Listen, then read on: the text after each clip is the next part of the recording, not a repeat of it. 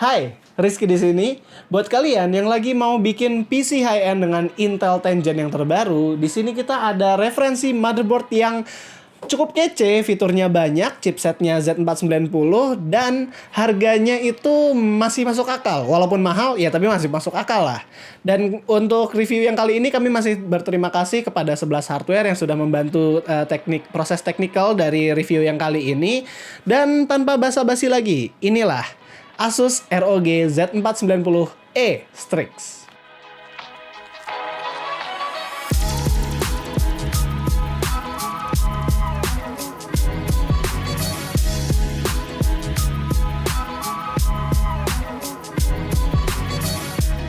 Pertama-tama kita mulai dulu dari kelengkapan boxnya. Selain dari motherboard itu sendiri, kita juga diberi kelengkapan lain yang banyak banget. Mulai dari yang standar yaitu kabel SATA, beberapa stiker box, 2 M.2 stand karena M.2 slotnya hanya ada 2, sampai ke sebuah fan ekstra yang juga kita belum tahu ini mau dipasang kemana. Melihat ke motherboardnya, ROG Z490E Strix ini mempunyai dimensi yang cukup besar dengan ukuran heatsink yang juga jumbo. Kalau kita melihat dari ukuran heatsinknya yang sekarang sudah lebih besar ketimbang Z390E. Bahkan ada heat pipe yang menyambung antara ketiga heatsink yang mengelilingi VRM ini. Setelah melepas semua heatsinknya, ini adalah penampakan VRM dari Mobo ini. Asus bilang Mobonya punya 14 plus 2 power stages, dan setelah kita cek pada Mobo ini ternyata motherboardnya itu punya 2 output, yaitu 7 plus 1 power phase, 7 phase untuk V-Core dan 1 phase untuk iGPU. Asus menggunakan 2 buah induktor di dalam satu phase tanpa menggunakan doubler. Untuk VRM V-Core dan VRM iGPU-nya, Asus menggunakan MOSFET Vishay SIC639 yang merupakan modifikasi dari Vishay SIC634 yang ada di Mobo Asus Z390.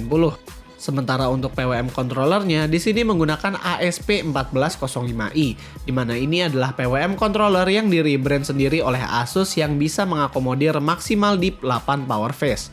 Spesifikasi VRM-nya ini mirip dengan Mobo Asus di seri bawahnya seperti Asus Z490 TUF Gaming yang menggunakan 6 plus 1 plus 1 power phase. VRM ini cocok banget buat kalian yang memang mau OC daily prosesornya karena lumayan stabil saat overclocking. M.2 slot di sini seperti yang gue bilang tadi ada 2, ada di bagian bawah dan atas masing-masing dengan shield sendiri-sendiri. Pemasangannya juga gampang, namun dengan khasnya Asus, kita harus mencopot bagian heatsink chipset dulu untuk mengakses bagian M.2-nya. Motherboard ini mempunyai 3 PCIe slot, di mana yang paling atas itu bisa support sampai X16 dan 2 di bawah hanya sampai X8 aja. Fan header motherboard ini ada 7, di mana ada 2 di bagian atas motherboard, 3 di bagian bawah dekat front I/O, dan 2 lagi di bagian dekat prosesor.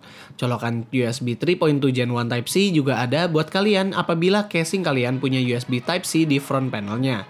SATA slot juga ada 6, seperti halnya motherboard high-end zaman sekarang berdampingan dengan USB 3.0 port yang sayangnya menghadapnya ke atas bukan ke samping yang membuat kabelnya jadi kurang rapih.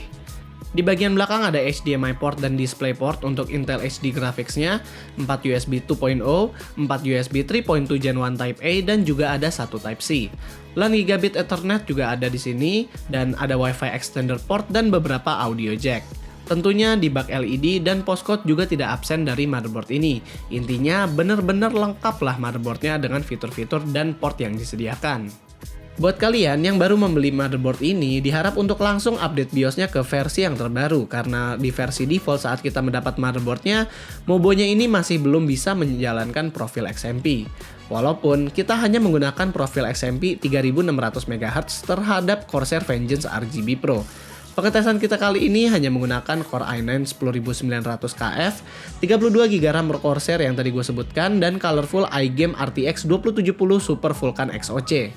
Jujur, saat motherboard ini dipasang di casing, gue suka banget dengan aksen RGB-nya yang tetap halus di bagian heatsink VRM dan chipset, walaupun yang bagian chipset mungkin gak akan terlalu kelihatan karena ketutupan sama VGA. Tentunya, RGB ini bisa diatur lagi di Armoury Crate dengan efek-efek yang bervariasi. Suhu VRM di motherboard ini bisa dimonitor lewat HW Info dan hanya mencapai 42 derajat saat full load. Motherboard ini sendiri sebenarnya sudah support sampai PCIe Gen 4, yang dimana sebenarnya Intel 10 Gen ini masih belum support, dan mungkin akan support di Gen 11, dan Gen 11 itu juga bisa dicolok ke motherboard ini. Beralih ke sound card, secara subjektif gue demen banget sama suara yang dihasilkan oleh Supreme FX milik Asus ROG ini, dimana kita masih bisa modif-modif lagi suara di equalizer-nya saat kita membuka software Sonic Studio. Yang gue harapkan hanyalah Sonic Studio ini semoga aja bisa di-embedded ke dalam Armoury Crate, biar nggak banyak-banyakin software. Sebagai power user dan reviewer tech, gue ngerasa ini motherboard memang cocok banget di gue, terlepas dari beberapa kekurangannya. Karena memang motherboard ini punya banyak efek-efek RGB yang bisa menjadi hiasan saat memajang sebuah hardware di depan kamera dan fitur-fiturnya juga sangat lengkap. Buat gua yang nggak begitu suka pakai LAN kabel, motherboard ini sendiri sudah support Wi-Fi dan Bluetooth yang bisa nyala, bahkan antenanya nggak usah dipasang apabila routernya dekat dengan PC. Koneksi AC yang sudah ada di Mobonya ini membuat gua mudah buat transfer file saat home group yang pastinya sering gua lakukan dalam proses kerja. Jadi sejauh ini Z490 Astrix adalah yang paling cocok dengan gua. Dan jadi kesimpulan dari video ini, sebenarnya Z490 Astrix dari ROG ini adalah motherboard yang memang worth to buy mengingat fiturnya itu sangat banyak dan harganya itu memang cocok lah kalau kita lihat-lihat dari fitur-fiturnya yang kita dapat.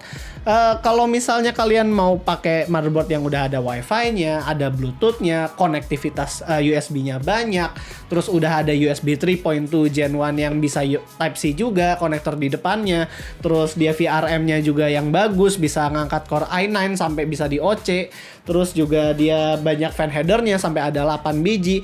Ya itu kayak kalian udah dapat investment yang bagus sih dalam membeli motherboard ini. Dan untuk kayak power user seperti gue atau content creator, gue sih mungkin kalau misalnya bedanya itu cuma 1 juta, 2 juta dengan motherboard lain, gue sih lebih memilih Z490 Astrix ini.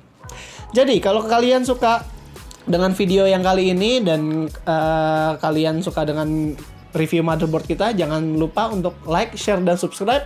Dan kita juga ada giveaway bersama dengan Asus ROG. Bukan Asus ROG doang sih, Asus secara luas. Terus sama Cooler Master dan tim grup juga. Link giveaway-nya bisa kalian lihat ada di deskripsi di bawah. Dan always stay safe.